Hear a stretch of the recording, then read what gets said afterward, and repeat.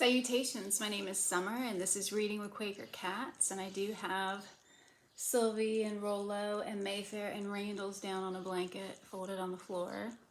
The blanket's folded, not Randall. Anyway, I don't know if you guys can see my eye, but the curse of Clarissa is real. I'm going to link Shawn D. Standfast's channel down below. I don't remember how many times he tried to read Clarissa. I don't think he ever accomplished reading it. But he tried many times, and every time he would try to read it, something bad would happen. And I mean something really bad would happen. Like he'd end up in the hospital, or I think he got COVID again, or it was just like something bad. I think maybe one time it was even that he had to move, maybe, if I'm thinking correctly. So I was feeling really brave, and I'm like, in April, I'm going to read Clarissa. And sorry, my eyes are like really starting to water now. And I'm talking about this Clarissa by Samuel Richardson. So I thought I'm going to read it for April. And there's a couple other things I'm planning to read for April. But I thought, oh, I don't want to start it in April because of the whole curse thing. So I thought I'll start it I think the 30th or the 31st, which the 30th is anniversary of my dad's passing. It's been 10 years now. So I think maybe it was the 31st. I think it was. Anyway, I read 5 letters. I'm really enjoying it.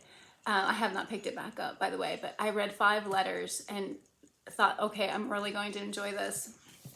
Woke up at 3 o'clock in the morning with this eye just like hurting really bad.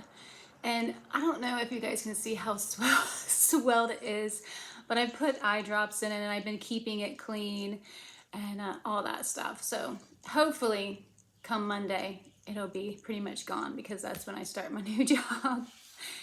So I still plan to read Clarissa for April. I know there's other people who have read her or read the book by Samuel Richardson and did not, I don't think they had any mishaps. Like Matthew over at Mayberry Book Club, I'm pretty sure he's read Clarissa. There was somebody else who, oh, maybe Aaron Facer. I think he seems like he's somebody who has read Clarissa. I may be wrong, but I think so. Anyway, I'll link them down below. And yeah, if you have read Clarissa or tried to read Clarissa and had any mishaps, let me know because I will be curious to hear about it. Okay, so I did finish 2 things. I finished the trilogy of Kristin Lavransdatter. It's the bride, no, it's the wreath, the bride, and the vow. No, the cross. Sorry, I have another book by her called Vows that I'm really wanting to read, but I'm going to have to take that back to the library. So anyway, this is a trilogy about Kristin's life, and it is her full life. Spoiler alert, I won't tell you much more about it in that sense. This book was translated by gosh, I want to say it's like Tina Nunnally. Beautifully written. I mean, it's like telling us somewhat of a simple story. You know, a story that you have heard before, but just so well done. And I don't know how to explain this book. I do not know how to talk about this book. I feel like it's very intimate, the characters, but then we don't get to know some of the characters very well or what they're thinking, or you think you know what they're thinking, and then you find out that it's completely different how they were feeling or thinking about a situation or about something. So it has that about it too. But I was so angry about the 3rd book. I read this with Scott Danielson. I'll link him down below. And he was talking about how the third book, you know, he thought it was beautiful and blah, blah, blah. And I'm just like, I was so angry.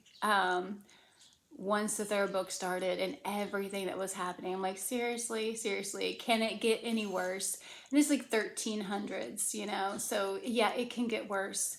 And it was just so, it just got me so down, which I know life can be like that sometimes, but man, that third book was so rough, not in the sense of reading, you know, it's an easy read. It's just emotionally, it takes you through so much stuff. Just so many hardships. But I'm very glad that I read it, and I did really enjoy it, and I enjoyed hearing Scott's thoughts about it. I picked Clarissa back up. I don't need to talk about Clarissa anymore. The only other thing I finished was Tom Jones by Henry Fielding. This is a history of Tom Jones, a foundling, and it definitely is a history of Tom Jones. Not, you know what? No, actually, I misspoke. It is not a history of Tom Jones, because to me, a history of somebody is like their lifespan. Like, this is their life. So much happens, and there's so many different, like, Henry Fielding takes you all over the place to describe something. But it's not a long span of time.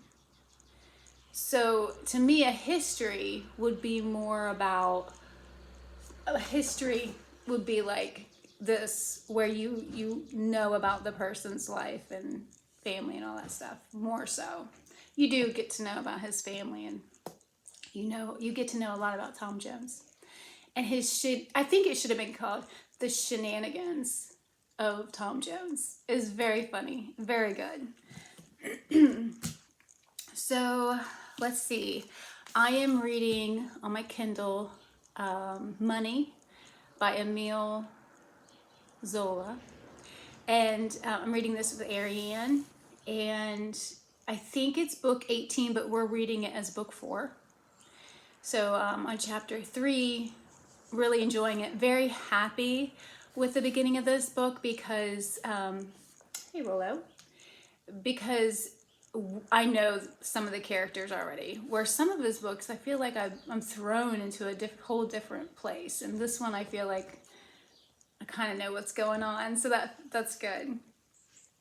Okay, so there are 4 books that I would like to get to. One of them I know I won't, but I want to tell you about it anyway.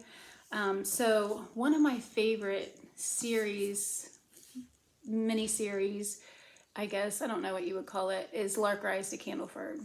And I did read the first book in the trilogy by Flora Thompson years ago. And so I'm wanting to read the second one, Over to Candleford. And I believe it's only 180 pages, but you know, this is, you know what, the print is not that bad. But anyway, that's what I'm wanting to read, Over to Candleford. There's still a third one. I don't remember the title of the third the book in the trilogy. Another book I want to read, and I want to read this after I read Money.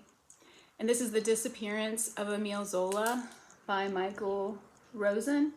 I do not know really anything about what this is about. And I wish Shawn, I always wish Shawn was alive. But I wanted to know if he knew anything about this. I bet he did. So it says, a story of love, literature, and the Dreyfus case. I have never even heard of the Dreyfus case. I have no idea what this is about. And then I want to read 12 by 12. This is that's a library book. This is a library book too. This is by William Powers, a one-room cabin off the grid and beyond the American dream.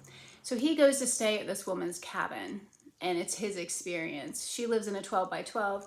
She lives in North Carolina. The reason why it's a 12 by 12 is because you don't have to pay taxes on the property. You don't have to have, at least back then, you know, laws change constantly. but you don't have to have a water source. You don't have to have electricity. You don't have to pay taxes on it. So, but a 12 by 12. So I measured my room because I told Mom, I said, I bet my room's a 12 by 12. And I've been like clearing out and getting rid of a lot of things. But anyway, my room is a 14 by 14. So if I go like measure this way and this way, it's 14 by 14. I'm like, okay, it's not quite a 12 by 12. So, but I love reading books about stuff like that. I have two more library books sitting over there that's about, you know, sustainable living. And another one's called Siesta Lane, about a woman living in a tiny cabin in a community, which I love because I love the idea of people helping each other. Like, I live not too far from the Mennonites and Amish, and when you see them all out making things, like building things together and standing united as a community, I think that's wonderful. So another library book, which is gonna have to go back, but I wanted to tell you guys about it before I send it back because I will reorder it. But it's called What the Eyes Don't See, A Story of Crisis, Resistance, and Hope in an American City. And it is by Mona Hannah. I don't know how to pronounce her last name. So she's a doctor, apparently. And this says, Flint was already a troubled city in 2014 when the state of Michigan, in the name of austerity, shifted the source of its water supply from Lake Huron to the Flint River. Soon after, citizens began complaining about the water that flowed from their taps, but officials rebuffed them, insisting that the water was fine. Dr. Mona Hannah Atishia, this lady who wrote this book, a pediatrician at the city's public hospital, took state officials at their word and encouraged the parents and children in her care to continue drinking the water. After all, it was American tap water, blessed with the state seals of approval. But a conversation at a cookout with an old friend leaked documents from an environmental inspector, and the activism of a concerned mother raised red flags about lead, a neurotoxin whose irreversible effects fall most heavily on children. So it says, even as circumstantial evidence mounted and protests grew, Dr. Mona knew that the only thing that could stop the lead poisoning was undeniable proof, and that to get it, she would have to enter the fight of her life. So,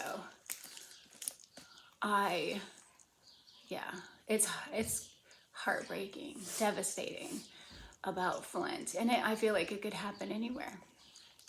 So, but that will be going back for right now while I work on all these other books in April. And I'm excited about May because of In Memory May, and finally getting to Bleak House and my reread of Dracula. So anyway, let me know what you guys have been reading and how you've been doing. And also if you have any experience with Samuel Richardson's Clarissa. I'll keep you informed as I go along. And I hope you have a beautiful April, whatever your weather is. And thank you so much for watching. Bye.